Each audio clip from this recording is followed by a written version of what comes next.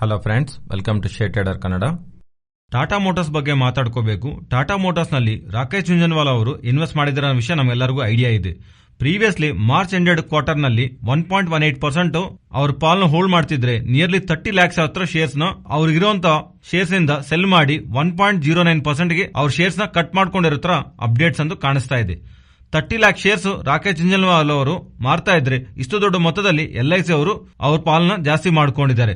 March ended quarter ನಲ್ಲಿ 4.75% ಪಾಲ್ನ ಅವರು LIC ಅವರು ಹೋಲ್ಡ್ ಮಾಡ್ತಾ ಇದ್ರೆ ಈಗ ಅದು 4.96% ಗೆ ಗೇನ್ ಆಗಿ ಮೀನ್ಸ್ ಒಂದು ಸಿಗ್ನಿಫಿಕೆಂಟ್ ಸ್ಟೇಕ್ ನ LIC ಅವರು ಟಾಟಾ ಮೋಟಾರ್ಸ್ ನಲ್ಲಿ ರೈಸ್ ಮಾಡಿರ್ತಾರ and near to 30 lakh shares ಹತ್ರ ರಾಕೇಶ್ ಜುಂಜನ್ವಾಲಾ ಸೆಲ್ ಮಾಡಿರ್ತಾರ ಅಪ್ಡೇಟ್ಸ್ ಕಾಣಿಸ್ತಾ ಇದೆ. ನೆಕ್ಸ್ಟ್ ರೈಲ್ವೇಸ್ ರಿಲೇಟೆಡ್ ಆಗಿ ಒಂದು ಅಪ್ಡೇಟ್ ಕಾಣಿಸ್ತಾ ಇದೆ. 100 ನ್ಯೂ ವಂದೇ ಭಾರತ್ ಟ್ರೈನ್ಸ್ ಗೋಸ್ಕರ ಇಂಡಿಯನ್ ಗವರ್ಮೆಂಟ್ ಟೆಂಡರ್ಸ್ ನ ಇನ್ವೈಟ್ ಮಾಡಿರ್ತಾರ ಅಪ್ಡೇಟ್ಸ್ ಅಂತೂ ಕಾಣಿಸ್ತಾ ಇದೆ. ಅಂಡ್ ಈ ತರ ಇದ್ರೆ ಎಕನಾಮಿಕ್ಸ್ ಟೈಮ್ಸ್ ಅವರು ರಿಪೋರ್ಟ್ ಮಾಡ್ತಿರೋ ಪ್ರಕಾರ ರಿಪೀಟೆಡ್ ಆಗಿ ಇವರಿಗೆ ಡಿಮ್ಯಾಂಡ್ ಬಂದಿರೋ ಕಾರಣವಾಗಿ ರಾಮಾಯಣ ಯಾತ್ರಾ ಅಗೈನ್ ಇವರು ಸ್ಟಾರ್ಟ್ ಮಾಡಿರೋ ತರ ಪ್ರೀವಿಯಸ್ಲಿ 18 days ಜರ್ನಿನ ಈಗ 20 days ಮಾಡ್ತಾ ಫಸ್ಟ್ 100 ಟಿಕೆಟ್ ಬುಕಿಂಗ್ ಗೆ 5% ಡಿಸ್ಕೌಂಟ್ ಆಫರ್ ಮಾಡ್ತಾ 600 ಪ್ಯಾಸೆಂಜರ್ಸ್ ಗೆ ಅದರಲ್ಲಿ ಅಕಾಮಡೇಟ್ ಆಗತ್ತೆ ಅನ್ನೋ ತರ. ಅಂಡ್ ಈ ಟ್ರೈನ್ 24th ಆಗಸ್ಟ್ ನಲ್ಲಿ ಡೆಲ್ಲಿಯಿಂದ ಸ್ಟಾರ್ಟ್ ಆಗತ್ತೆ ಅಂತ IRCTC ರಿಲೇಟೆಡ್ ಆಗಿ ಎಕನಾಮಿಕ್ಸ್ ಟೈಮ್ಸ್ ಅವರು ಪಬ್ಲಿಷ್ ಮಾಡ್ತಿದ್ದಾರೆ.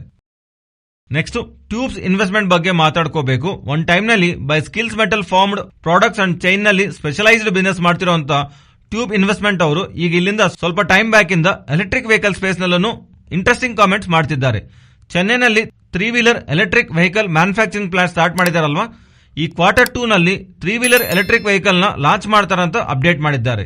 ಅಂಡ್ ಇದೇ ಸೇಮ್ ಫೈನಾನ್ಷಿಯಲ್ ಇಯರ್ 23 ನಲ್ಲಿ ಎಲೆಕ್ಟ್ರಿಕ್ ವೆಹಿಕಲ್ ಸೆಗ್ಮೆಂಟ್ ನಲ್ಲಿ ಎಲೆಕ್ಟ್ರಿಕ್ ವೆಹಿಕಲ್ ಟ್ರಾಕ್ಟರ್ಸ್ ನ ಲಾಂಚ್ ಮಾಡ್ತಾರಂತ ಇವರು ಪ್ರೀವಿಯಸ್ಲಿ ಅಪ್ಡೇಟ್ ಮಾಡಿದಾರಲ್ಲ. ಇವೆಲ್ಲ ಹಳೆ ಅಪ್ಡೇಟ್ಸ್, ಆದ್ರೆ ಹೊಸದಾಗಿ ಇವರು ಹೇಳ್ತಿರೋದು ಇಂಟ್ರೆಸ್ಟಿಂಗ್ ಅಪ್ಡೇಟ್ ಮಾಡ್ತಿದ್ದಾರೆ. ಅದರಿಂದ ಇವತ್ತು ಸ್ಟಾಕ್ ಮೋರ್ ದನ್ 10% ವರೆಗೂ ರ್ಯಾಲಿ ಆಗಿದೆ. ಇವ್ರಿಗೊಂದು ಸಬ್ಸಿಡರಿ ಇದೆ, T clean mobility electric vehicle segment ನಲ್ಲಿ ಆ ಸಬ್ಸಿಡರಿ ಇರುತ್ತೆ. ಆ ಸಬ್ಸಿಡರಿನ ಯೂಸ್ ಮಾಡಿ IPL ಟೆಕ್ ಎಲೆಕ್ಟ್ರಿಕ್ ಅನ್ನೋ ಕಂಪನಿನಲ್ಲಿ 65% ಶೇರ್ ನ ತಗೊಂತಾ ಇದ್ದಾರೆ. 246 crores ಖರ್ಚು ಮಾಡಿ ಈ IPL ಟೆಕ್ ಎಲೆಕ್ಟ್ರಿಕ್ 65% ಶೇರ್ ನ ತಗೊಂತಾ ಇದ್ದಾರೆ. 246 crores ಖರ್ಚು ಮಾಡಿ. ಆಕ್ಚುಲಿ ಈ IPL ಟೆಕ್ ಎಲೆಕ್ಟ್ರಿಕ್ ಕಂಪನಿ ಏನ್ ತಯಾರಿ ಮಾಡುತ್ತೆ ಅಂದ್ರೆ ಎಲೆಕ್ಟ್ರಿಕ್ ವೆಹಿಕಲ್ ಸೆಗ್ಮೆಂಟ್ ನಲ್ಲಿ ಕಮರ್ಷಿಯಲ್ ವೆಹಿಕಲ್ಸ್ ನ ತಯಾರಿ ಮಾಡುತ್ತೆ. ಮೀನ್ಸ್ EV ಕಮರ್ಷಿಯಲ್ ವೆಹಿಕಲ್ಸ್ ನ ತಯಾರಿ ಮಾಡುತ್ತೆ. ಸೊ ಅದೇನು ದೊಡ್ಡ ಕಂಪನಿ ಅಲ್ಲ. FY22 ನಲ್ಲಿ 13 crores ಅಂಡ್ FY21 ನಲ್ಲಿ 23 crores ಹತ್ರ ರೆವೆನ್ಯೂಸ್ ಸಂಪಾದನೆ ಮಾಡುವಂತ ಚಿಕ್ಕ ಸಂಸ್ಥೆ. ಈ ಕಂಪನಿಯಲ್ಲಿರುವಂತ ಮೆಜಾರಿಟಿ ಆಫ್ ಸ್ಟೇಕ್ 65 crores ನ 246 crores ಇಟ್ಟಿದವರು ಫರ್ದರ್ ಆಗಿ 150 crores ಹತ್ರ ಟಿಎ ಕ್ಲೀನ್ ಮೊಬಿಲಿಟಿ ಈಕ್ವಿಟಿಯಲ್ಲಿ ಇನ್ಫ್ಯೂಷನ್ ಮಾಡೋ ತರ ಟ್ಯೂಬ್ ಇನ್ವೆಸ್ಟ್ಮೆಂಟ್ ಅವರು ಅಪ್ಡೇಟ್ ಮಾಡ್ತಿದ್ದಾರೆ. ಮೀನ್ಸ್ ಇವರ ಸಬ್ಸಿಡರಿ ಮೂಲಕ ಎಲೆಕ್ಟ್ರಿಕ್ ವೆಹಿಕಲ್ ನಲ್ಲಿ ಕಮರ್ಷಿಯಲ್ ವೆಹಿಕಲ್ ನ ತಯಾರಿ ಮಾಡೋ ಕಂಪನಿಯಲ್ಲಿ ಮೆಜಾರಿಟಿ ಸ್ಟೇಕ್ ನ ಪರ್ಚೇಸ್ ಮಾಡಿ ಅದೇ ಸೇಮ್ ಸಬ್ಸಿಡರಿ ಫರ್ದರ್ ಆಗಿ 150 crores ಹತ್ರ ಇನ್ವೆಸ್ಟ್ಮೆಂಟ್ ಫರ್ದರ್ ಆಗಿ ಕ್ಯಾಪಿಟಲ್ ಎಕ್ಸ್ಪೆಂಡಿಚರ್ ಗೋಸ್ಕರ ಮಾಡ್ತಿರೋ ತರ ಇವರು ಅಪ್ಡೇಟ್ ಮಾಡ್ತಾ ಇರೋದು. ಸ್ಟಾರ್ಟಿಂಗ್ ಅಲ್ಲಿ ಹೇಳ್ತಿರೋ ತರ ಈ ಫೈನಾನ್ಷಿಯಲ್ ನಲ್ಲಿ 3-wheeler ಎಲೆಕ್ಟ್ರಿಕ್ ವೆಹಿಕಲ್ ನ ಅಂಡ್ ಇದೇ ಸೇಮ್ ಫೈನಾನ್ಷಿಯಲ್ ಇಯರ್ ನಲ್ಲಿ ಟ್ರಾಕ್ಟರ್ಸ್ ನ ಲಾಂಚ್ ಮಾಡ್ತಾರಂತ ಇವರು ಆಲ್ರೆಡಿ ಅಪ್ಡೇಟ್ ಮಾಡಿದಾರಲ್ಲ. ಅಂಡ್ ಈಗ ಕಮರ್ಷಿಯಲ್ ವೆಹಿಕಲ್ ಸೆಗ್ಮೆಂಟ್ ರಿಲೇಟೆಡ್ ಆಗಿ EV ಸೆಗ್ಮೆಂಟ್ ಅಲ್ಲಿ ಎಂಟರ್ ಆಗ್ತಾ ಇರೋದು. ಮಾರ್ಕೆಟ್ ಇದನ್ನ ಸೂಪರ್ ಪಾಸಿಟಿವ್ ಆಗಿ ತಗೊಂತ ಸ್ಟಾಕ್ ಇವತ್ತು ಸ್ಟ್ರಾಂಗ್ ಆಗಿ ಗೈನ್ ಆಗಿದೆ.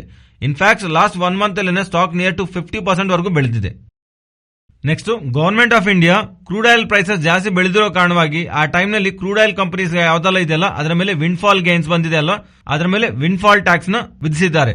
ಅಂಡ್ ಈಗ ಗವರ್ಮೆಂಟ್ ಗ್ಯಾಸ್ ಸೆಕ್ಟರ್ಸ್ ಅಲ್ಲಿ ಇರುವಂತಹ ಕಂಪನೀಸ್ಗೆ ಯಾವ್ದಾದ್ರೆ ವಿಂಡ್ಫಾಲ್ ಗೇನ್ಸ್ ಬಂದಿದೆಯಲ್ಲ ಅದರ ಮೇಲೂ ವಿಂಡ್ಫಾಲ್ ಟ್ಯಾಕ್ಸ್ ನ ವಿಧಿಸೋದಕ್ಕೆ ನೋಡ್ತಾ ಇರೋ ತರ ವೇರಿಯಸ್ ಮೀಡಿಯಾ ಪ್ಲಾಟ್ಫಾರ್ಮ್ಸ್ ಅಲ್ಲಿ ಅಪ್ಡೇಟ್ ಬರ್ತಿದೆ. ಒಂದು ವೇಳೆ ಗವರ್ಮೆಂಟ್ ಗ್ಯಾಸ್ ಸೆಕ್ಟರ್ ಇರುವಂತಹ ಕಂಪನೀಸ್ ಮೇಲೆ ವಿಂಡ್ಫಾಲ್ ಟ್ಯಾಕ್ಸ್ ಏನಾದ್ರು ವಿಧಿಸಿದ್ರೆ ಆ ಸೆಕ್ಟರ್ ನಲ್ಲಿ ಇರುವಂತಹ ಕಂಪನೀಸ್ ಮೇಲೆ ನಾವು ಪ್ರೆಷರ್ ನೋಡೋ ಅವಕಾಶ ಇದೆ. ನೆಕ್ಸ್ಟ್ IEX ಬಗ್ಗೆ ಮಾತಾಡ್ಕೋಬೇಕು. ಈ ಜುಲೈ ಸ್ಟಾರ್ಟಿಂಗ್ ಇಂದಾನು Hindustan power exchanges HPX exchange ಅವ್ರ ಬಿಸಿನೆಸ್ ಸ್ಟಾರ್ಟ್ ಮಾಡಿದ್ಮೇಲೆ means third power exchange market ಅಲ್ಲಿ ಆಪರೇಷನ್ ಸ್ಟಾರ್ಟ್ ಮಾಡಿದ್ಮೇಲೆ IEX ಅವ್ರಿಗೆ ಯಾವ ತರ ಇಂಪ್ಯಾಕ್ಟ್ ಆಗಿದೆ, ಫಾರ್ ವಾಲ್ಯೂಮ್ಸ್ ಆದ್ರೂ ಫಾರ್ ಮಾರ್ಕೆಟ್ ಶೇರ್ ಆದ್ರೂ ಯಾವ್ದಾದ್ರು ಇಂಪ್ಯಾಕ್ಟ್ ಆಗಿದೆ ಅಂತ ಆಕ್ಸಿಸ್ ಕ್ಯಾಪಿಟಲ್ ಅವರು ಒಂದು ರಿಪೋರ್ಟ್ ನ ರಿಲೀಸ್ ಮಾಡಿದ್ದಾರೆ. HPX Hindustan power exchange which is backed by ICICI bank PTC. So ಆ ಪವರ್ ಎಕ್ಸ್ಚೇಂಜ್ ಈ ಜುಲೈನಲ್ಲಿ ಸ್ಟಾರ್ಟ್ ಆಗಿದೆ. ಅದರಿಂದ ಫಸ್ಟ್ 17 days ಯಾವ ತರ ಇಂಪ್ಯಾಕ್ಟ್ IEX ಮೇಲೆ ಇದೆ ಅಂತ ಅವ್ರು ರಿಲೀಸ್ ಮಾಡಿರುವಂತ ರಿಪೋರ್ಟ್ ನ ಅವ್ರು ಮೆನ್ಷನ್ ಮಾಡ್ತಿರೋದು. IEX ರಿಲೇಟೆಡ್ ಆಗಿ ಮೈನ್ ಥೀಮ್ ಬಿಸಿನೆಸ್ ಅಲ್ಲಿ ಡೇ ಹೆಡ್ ಮಾರ್ಕೆಟ್ ನಲ್ಲಿ ಈ ಜುಲೈ ಸ್ಟಾರ್ಟಿಂಗ್ ಇಂದ ರೀಸೆಂಟ್ 17th ವರೆಗೂ ಲಾಸ್ಟ್ 17 days ನಲ್ಲಿ 13% of month on month means June month ಗೆ ಸಂಬಂಧಿಸಿರುವ ಫಸ್ಟ್ 17 days ಅಲ್ಲಿ ಜುಲೈ ಮಂತ್ ಸಂಬಂಧಿಸಿರುವ ಫಸ್ಟ್ 17 ಡೇಸ್ ಕಂಪೇರ್ ಮಾಡಿದ್ರೆ ವ್ಯಾಲ್ಯೂಮ್ಸ್ 13% ಡ್ರಾಪ್ ಕಾಣಿಸಿದೆ ಅಂಡ್ ಇಯರ್ ಕಂಪ್ಯಾರಿಸನ್ ಅಲ್ಲಿ 11% ವರೆಗೂ ವ್ಯಾಲ್ಯೂಮ್ಸ್ ಅಲ್ಲಿ ಡ್ರಾಪ್ ಕಾಣಿಸಿರೋ ತರ ಅಪ್ಡೇಟ್ ಮಾಡ್ತಾ ಪ್ರೈಸ್ ಪರ್ ಕಿಲೋವ್ಯಾಟ್ ಇಲ್ಲಿವರೆಗೂ 6.5 rupees ಹತ್ರ ಇವರು ಎನ್ ಮಾಡ್ತಾ ಇದ್ರಿ ಅದೀಗ 5 rupees ಗೆ ಫಾಲ್ ಆಗಿರೋ ತರ. ಸೊ ವ್ಯಾಲ್ಯೂಮ್ಸ್ ಫಾಲ್ ಆಗ್ತಿದೆ, ಪ್ರೈಸ್ ಫಾಲ್ ಆಗ್ತಿದೆ ಅಲ್ಲ. ಇವ್ರು ಅಪ್ಡೇಟ್ ಮಾಡ್ತಾ ಡೇ ಹೆಡ್ ಮಾರ್ಕೆಟ್ ಅಲ್ಲಿ ಇಂಪ್ಯಾಕ್ಟ್ ಕಾಣಿಸಿರೋ ತರ ಅಂಡ್ ಟರ್ಮ್ ಹೆಡ್ ಮಾರ್ಕೆಟ್ ಅಲ್ಲೂ ಮೀನ್ಸ್ TIM ಇಂಪ್ಯಾಕ್ಟ್ ಇದೆ ಅಂತಾನು ಇವರು ಮೆನ್ಷನ್ ಮಾಡ್ತಿದ್ದಾರೆ. ಆದ್ರೆ TIM ಟರ್ಮ್ ಹೆಡ್ ಮಾರ್ಕೆಟ್ ಅಲ್ಲಿ ಒಂದು HBX ಅವರು 6th ಇಂದ ಅವರ ಬಿಸ್ನೆಸ್ ನ ಸ್ಟಾರ್ಟ್ ಮಾಡಿದಾರಲ್ವಾ, ಅದರಿಂದ ಜುಲೈ 1st ಇಂದ 5th ವರೆಗೂ ಅವರಿಗೆ 19.4 million units of volumes term head market ನಲ್ಲಿ ಎವ್ರಿಡೇ IEX ಅಲ್ಲಿ ಟ್ರೇಡ್ ಆಗ್ತಾ ಇದ್ರೆ ಆಫ್ಟರ್ 6th HPX ಲಾಂಚ್ ಆದ್ಮೇಲೆ 19.4 ಮಿಲಿಯನ್ಸ್ ಯೂನಿಟ್ ಇಂದ 13.7 ಮಿಲಿಯನ್ಸ್ ಯೂನಿಟ್ಸ್ ಗೆ IEX ಅವರಿಗೆ ಟರ್ಮ್ ಹೆಡ್ ಮಾರ್ಕೆಟ್ ಅಲ್ಲಿ ವ್ಯಾಲ್ಯೂಮ್ಸ್ ಡ್ರಾಪ್ ಆಗಿರೋ ತರ ಇವರು ಮೆನ್ಷನ್ ಮಾಡ್ತಿದ್ದಾರೆ. In simple terms IEX related ಆಗಿ HPX ಮಾರ್ಕೆಟ್ ಅವರ ಬಿಸ್ನೆಸ್ ಆಪರೇಷನ್ ಸ್ಟಾರ್ಟ್ ಮಾಡಿದ್ಮೇಲೆ IEX ಸಂಬಂಧಿಸಿರುವ ವ್ಯಾಲ್ಯೂಮ್ಸ್ ಡ್ರಾಪ್ ಆಗ್ತಿದೆ. ಪರ್ ಕಿಲೋವ್ಯಾಟ್ ಅವರು ಸಂಪಾದನೆ ಮಾಡಿರೋ ಹಣದಲ್ಲೂ 6.5 rupees ಇಂದ 5 rupees ಗೆ ಡೌನ್ ಆಗಿದೆ.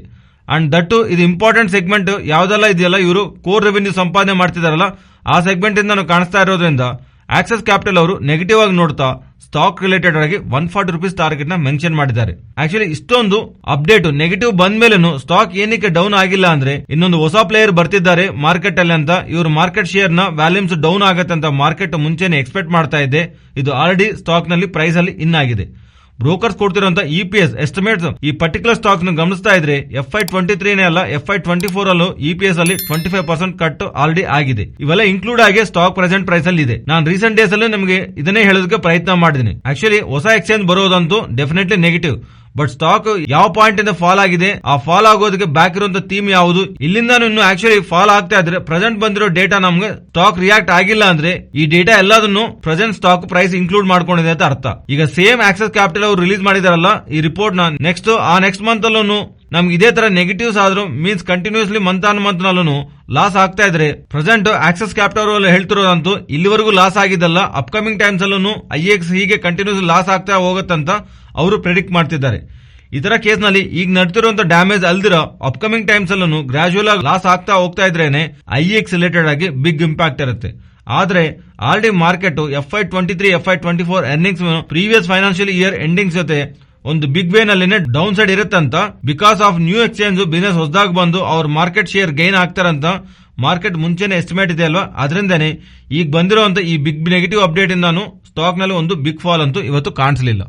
ನೆಕ್ಸ್ಟ್ ಟೆಲಿಕಾಂ ಪ್ಲೇಯರ್ಸ್ ಒಂದು ಸಬ್ಸ್ಕ್ರೈಬರ್ ಡೇಟಾನ ಗಮನಿಸ್ತಾ ಇದ್ರೆ ಹೈಯೆಸ್ಟ್ ಆಗಿ ರಿಲಯನ್ಸ್ ಜಿಯೋ ಅವರು ಮೇ ಮಂತ್ ಅಲ್ಲಿ 31 lakhs ಸಬ್ಸ್ಕ್ರೈಬರ್ ನ ಆಡ್ ಮಾಡಿದ್ದಾರೆ.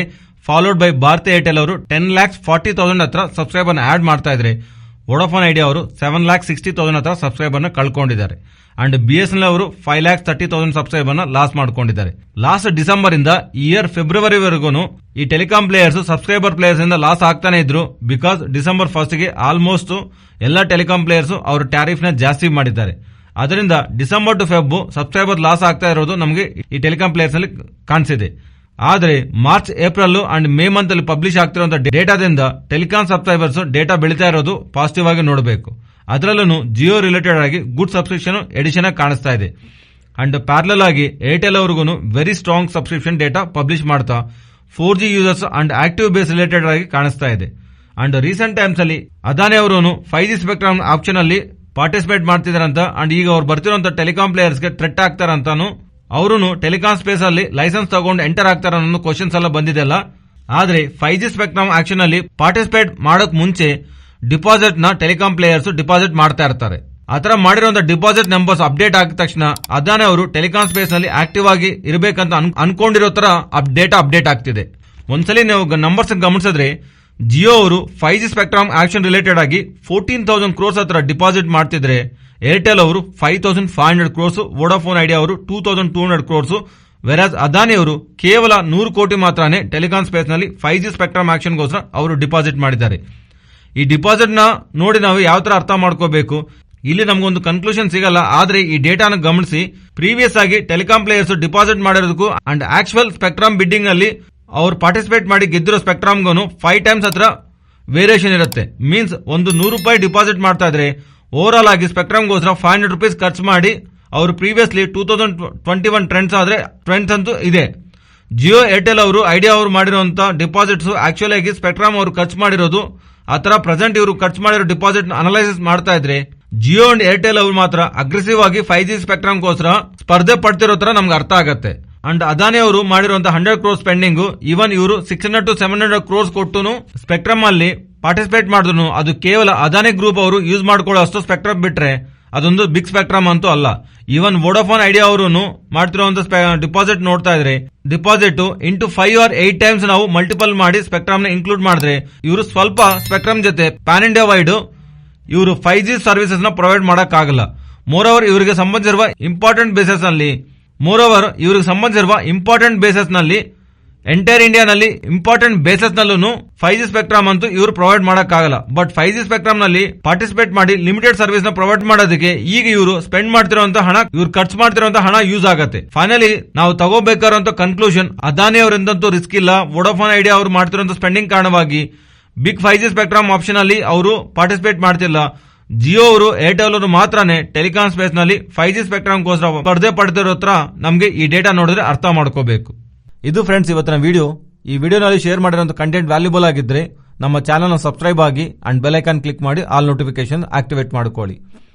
ಅಂಡ್ ಈ ಡೇಟಾ ನಿಮ್ಮ ಫ್ರೆಂಡ್ಸ್ ಅಂಡ್ ಫ್ಯಾಮಿಲಿ ಮೆಂಬರ್ಸ್ಗೆ ಯೂಸ್ ಆಗತ್ತಂದ್ರೆ ಶೇರ್ ಮಾಡೋದಕ್ಕೆ ಪ್ರಯತ್ನ ಮಾಡಿ. Thank you.